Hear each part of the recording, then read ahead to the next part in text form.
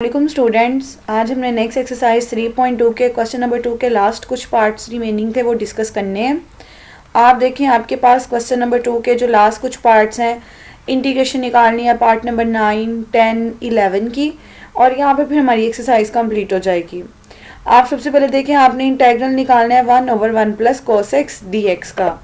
अब देखिए आपने इंटीग्रेशन के जितने भी रूल पढ़े हैं, पावर रूल पढ़ा है या आपने क्वेश्चन के रिस्पेक्ट से देखा है, तो वहाँ फंक्शन के साथ उसका डेरिवेटिव होना कंपलसरी है।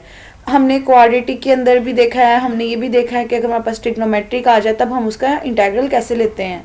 अब यहाँ पे आपके पास इंटेग्रल के अंदर 1/1 प्लस cos x है।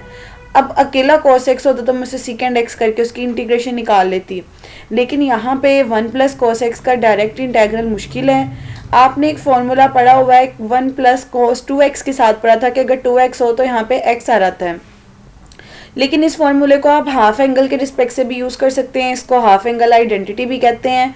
फॉर्मूला ये कहता है कि अगर आपके पास 1 प्लस कोस आ रहा है तो वो 2 टाइम कोस स्क्वायर x/2 में कन्वर्ट हो जाएगा। यानी कि ये वही वाला फॉर्मूला जो प्रीवियस लेक्चर में डिस्कस हुआ था। यहाँ पे जो एंगल होता है उस एंगल का यहाँ पे आप हाफ कर लेते हो। अगर प्लस साइन के साथ है तो यहाँ पे कोस स्क्वायर आएगा, अगर माइनस साइन के साथ होता तो यहाँ साइन स्क्वायर आना था। प्लस साइन की वजह से cos स्क्वायर आ गया और इस एंगल का हाफ करें तो x/2 आ जाएगा।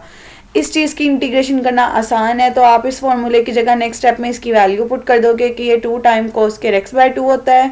1/2 देखें कांस्टेंट नंबर है आपके पास ये कांस्टेंट नंबर है 1/2, इसे आप इंटेग्रल के बाहर निकाल लें। इंटेग्रल के बाहर निकालेंगे तो अंदर आपके पास 1/cos स्क्वायर x/2 बचेगा।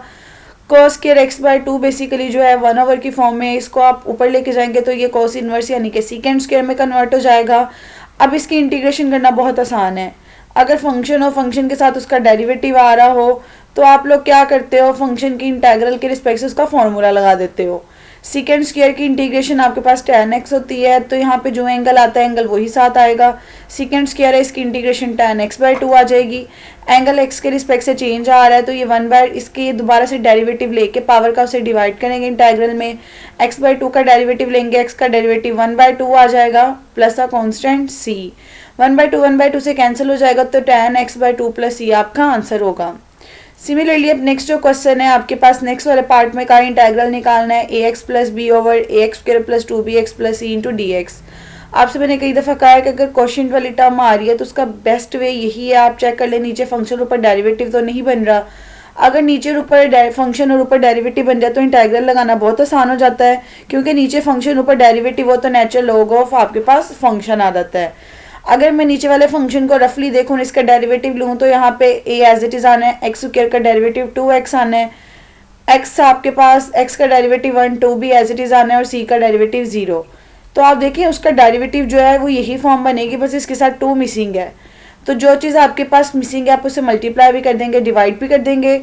आपको मल्टीप्लीकेशन में अंदर चाहिए, मल्टीप्लाई अंदर कर दिया, डिवीजन आपको अभी नहीं चाहिए, डिवीजन को आप बाहर रहने दें।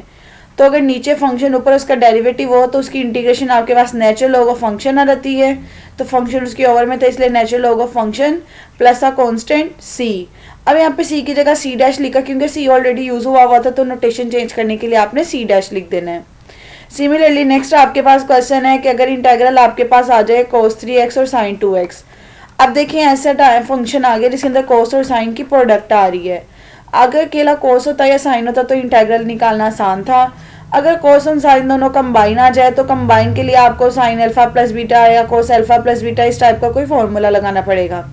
सबसे पहले तो फॉर्मूला लगाने के लिए मैं इसके साथ 2 की यहाँ पे ज़रूरत थी, क्योंकि हमने पढ़ा हुआ है कि sin alpha plus beta minus sin alpha minus beta equal होता है 2 time cos alpha cos beta के। यहाँ पे 2 नहीं आ रहा था इसलिए आप 2 से मल्टीप्लाई डिवाइड कर दोगे। मल्टीप्लीकेशन वाला 2 चाहिए उसको अंदर लिख दोगे, डिवीजन वाला नहीं चाहिए उसे बाहर लिखा रहने दोगे। अगर इस टर्म को इस फॉर्मूले से कंपेयर करूँ मैं, ये फर्स्ट वैल्यू अल्फा को शो कर रही होती है, सेकंड वैल्यू बीटा को शो कर रही होती है, तो मैं लिख सकती हूँ साइन अल्फा प्लस बीटा, तो अल्फा की जगह 3x, बीटा की जगह 2x, माइनस फॉर्मूले का साइन अल्फा माइनस बीटा यानी 3x माइनस 2x। अब देखिए फॉर्मूले से सॉल्व करने का ये एडवांटेज हुआ, सारा फंक्शन साइन में कन्वर्ट हो गया है। अब वो प्रोडक्ट वाली चीज़ खत्म होकर सिंगल साइन आ गया। अब आप इसका इंटेग्रल अलग अलग कर सकते हो, और आपने पढ़ा हुआ है साइन का इंटेग्रल माइनस कोस होता है, और अगर एंगल चेंज आ रहा हो तो एंगल के डेरिवेटिव से डिवाइड करते हैं। माइनस फिर अगेन साइन का integral minus cos, angle x ही आ रहा है, एक्स का डेरिवेटिव एक्स के रिस्पेक्ट से 1 होता है, plus a constant C. Next step में माइनस माइनस प्लस हो जाएगा तो इजीली आपका आंसर आ जाएगा। उसके बाद नेक्स्ट आप लोगों के पास कुछ पार्ट्स हैं, ये बहुत सिंपल वे में है। इसके अंदर देखिए आपसे क्या कहा हुआ है, 8 वाले पार्ट में कहा है cos 2x minus 1/1 plus cos 2x निकालना है। ये बिल्कुल आपके पास ऊपर वाले फॉर्मूले की तरह, बल्कि इन्होंने यहाँ नोट में लिखा भी हुआ है कि अगर प्लस के साथ आ रहा हो तो 2 cos स्क्वायर में कन्वर्ट होता है, माइनस के साथ आ रहा हो तो 2 साइन स्क्वायर में कन्वर्ट होता है। मैंने आपको कई दफ़ा बताया माइनस है तो साइन स्क्वायर, प्लस है तो cos स्क्वायर। जो यहाँ पे एंगल होता है उसके एंगल को हाफ कर देते हो, 2 का हाफ 1 होता है, इसलिए 1 इंटू एक्स आ जाएगा। तो देखिए ये फॉर्मूला लगाने के लिए 1 पॉजिटिव साइन के साथ होना चाहिए, ऊपर वाले टर्म में से माइनस साइन को कॉमन ले लेंगे, ऊपर 1 माइनस cos 2x बन जाएगा, उसकी जगह उसकी वैल्यू लगा देंगे। नीचे 1 प्लस cos 2x है, उसकी जगह पे उसकी वैल्यू लगा देंगे। लगाने के बाद 2 से कैंसिल हो जाएगा, ये माइनस साइन बाहर आ जाएगा। साइन ओवर cos tan होता है तो ये tan का स्क्वायर हो जाएगा। और ये आपने आइडेंटिटी पढ़ी हुई है कि tan स्क्वायर एक्स इक्वल होता है सेकेंड स्क्वायर एक्स माइनस 1। आप tan स्क्वायर की जगह उसकी वैल्यू लगाओगे, क्योंकि डायरेक्ट tan की इंटीग्रेशन पॉसिबल नहीं है। इसको सेपरेट करोगे, ये माइनस माइनस प्लस हो जाएगा। सेकेंड की इंटीग्रेशन tan आ जाएगी और 1 की इंटीग्रेशन x, और यही आपका आंसर होगा। कभी भी नेक्स्ट आपके पास क्वेश्चन में देखेंगे इस तरह tan स्क्वायर आ रहा हो, tan की डायरेक्ट इंटीग्रेशन या tan की जगह यही वाला काम देखे सेकेंड स्क्वायर x माइनस 1 का फॉर्मूला लगाओगे, दोनों को अलग अलग करके इंटेग्रल होगे तो आपका इजीली आंसर आ जाएगा। अब स्टूडेंट्स यहाँ पे आपकी एक्सरसाइज 3.2 कंप्लीट हो जाती है। आपके साथ जो मैंने क्वेश्चन डिस्कस किए हैं आप उसे देखें। अगर आपको किसी भी स्टेप में कोई प्रॉब्लम होती है तो आप कमेंट सेक्शन में पूछ सकते हैं। और उसके अलावा अगर आप मेरे यूट्यूब चैनल पे नए हैं तो मेरे चैनल को ज़रूर सब्सक्राइब करें, वीडियो को लाइक करें और कमेंट सेक्शन में बताएं आपको इस वीडियो की समझ आई है या नहीं।